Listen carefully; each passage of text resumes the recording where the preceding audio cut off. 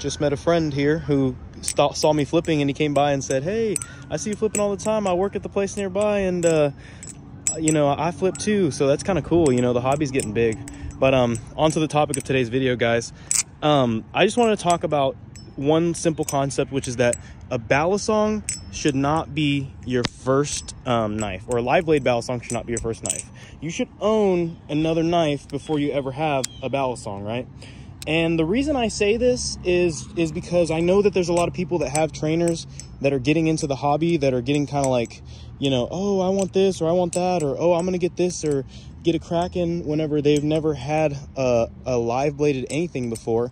And I just don't really approve of that. And the main reason is just because there's a lot of things that come with having a knife, and having a live bladed knife is very difficult. You know what I'm saying? It's different than anything you're ever going to really have to do, and it's different than any other type of knife or blade or balisong, right? It's a whole nother thing. They're not similar. You know what I'm saying? And I get the urge, like why people have the urge to feel like they want to get right into a live blade, and it feels cool, looks cool. And I know I sound hypocritical because I've always been live blade, I've always supported live blade, but you have to stop and think, guys. I have had knives my whole entire life. I've always loved knives. I've been a knife lover for my whole entire time on this earth, right? So it's a little bit different with me. And it's a little bit different because I've learned all of the basic principles of knives since I was a young one. For example, I know how to sharpen my knives if they get dull, okay? That's another thing about a live blade. If you have a live blade, what separates it from a trainer, what you're paying an extra $100 whatever dollars for, is just the fact that, it's just the simple fact that it's got a blade. But what happens whenever that blade gets dull and you don't know how to sharpen it, right? So that's one thing. Another thing is the simple respect for the different types of blades and stuff. Like, for example, like when you have a knife, you know knife etiquette. You know, don't cut towards yourself. You know, don't, you know, be wielding it around people. You know how to cut things, just simply like the geometry of a cut and how all that stuff sort of works. You know all that stuff because that's how you roll. You know what I'm saying? And so it's a little bit different when you get into live blades and you've never even had a knife, right? And I'm not doing this video to like call anybody out or say like, oh, well, so-and-so did it, that's why I don't support it, or anything like that. It's not a specific call out to anybody. It's just a helpful thing for anybody who wants to get a live blade but has never had a knife before. I'm going to tell you right now, it's not a good decision, because there's a lot of things that you need to learn before you get into a live blade, because it's not always what it seems. You know what I'm saying? So that being said,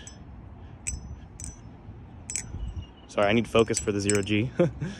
But that being said, the last thing is just simply the fact of, sorry, I had to do a quick cut, but all I was going to say, the last thing is that sometimes you'll realize that there's certain things that you do that are for knives and aren't for knives, like prying, things along that line. Like, understanding a knife and the principles of a knife is very important. And so that's all really the case that I made for this video, is just that sometimes I think you guys forget that you need to learn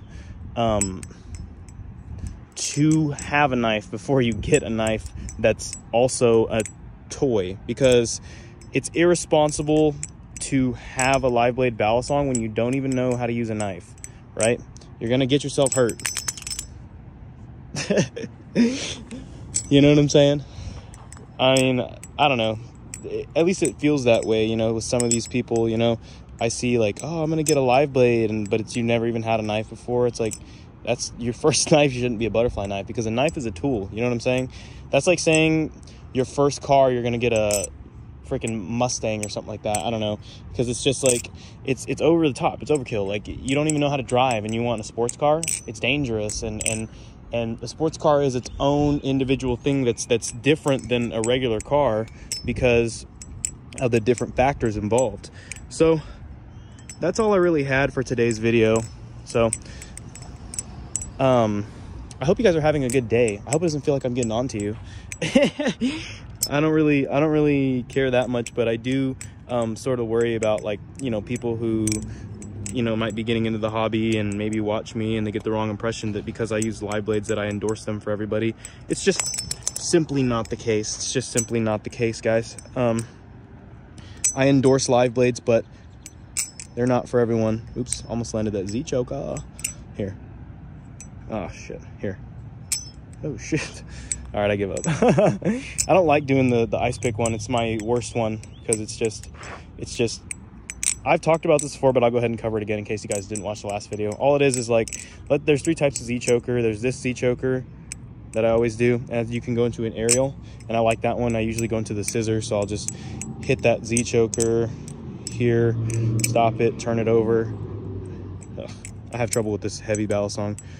Throw the scissor right there, and then whatever I want to do. But there's also the one that goes like the catch into the regular catch, like the into your hand like that, which is a cool one. And at least this one, maybe like, let's say you had it here, whip it out, you can like roll it from there or whatever. But the ice pick Z choker, come on, the ice pick Z choker is just like not versatile. Lord help me, so I don't really focus on it too much. Ooh, try to grab the blade. Come on, come on. Alright, whatever. I'm not gonna spend the whole video bothering with that, but yeah, it's just not versatile because you're gonna end up in this position right here, and then what do you do from here? There's nothing you can do in that position. You know what I'm saying? It's a lose game. You know, you're like, oh, cool. Yeah, look, see, what's the point? You know. Anyways, this video has turned into a stupid ramble. All right, rock on, guys.